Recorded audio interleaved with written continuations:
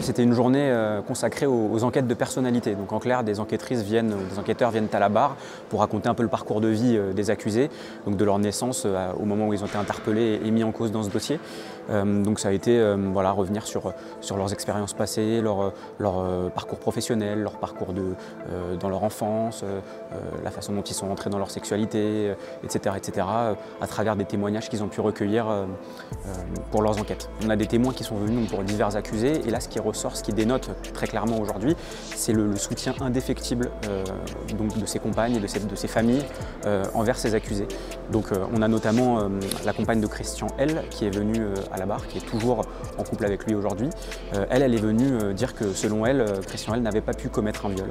Elle est venue dire que l'homme qu'elle connaissait était quelqu'un voilà, de parfaitement inséré, quelqu'un qu'elle connaissait très bien, et qu'il n'avait, selon elle, qu'il ne pouvait pas, l'homme qu'elle connaissait ne pouvait pas être un violeur.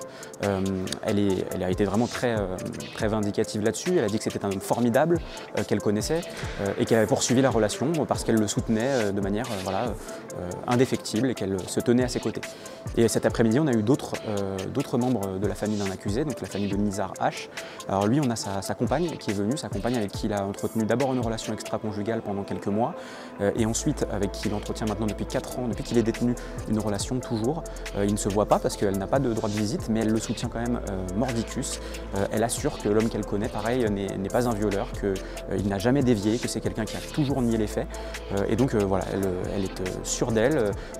Nizar H est innocent, elle le soutiendra jusqu'au bout parce qu'il a eu toujours cette position.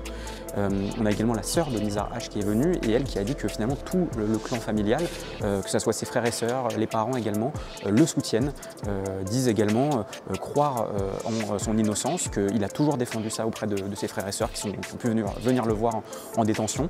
Donc on a finalement toute une famille, que ce soit sa compagne, ses proches, qui soutiennent Nizar H de manière indéfectible, qui sont certains qu'on a face à nous un innocent, quelqu'un qui s'est fait piéger, le mot a été lâché par Dominique Pellicot. Cette semaine, elle est consacrée donc à 7 accusés, c'est les 7 derniers accusés dont le profil est étudié. On va attaquer effectivement à partir de la semaine prochaine, à partir de certainement mardi, les plaidoiries de la partie civile, donc des 2 avocats de Gisèle Pellicot, avant effectivement de passer aux réquisitions, donc des avocats généraux pour les 51 accusés.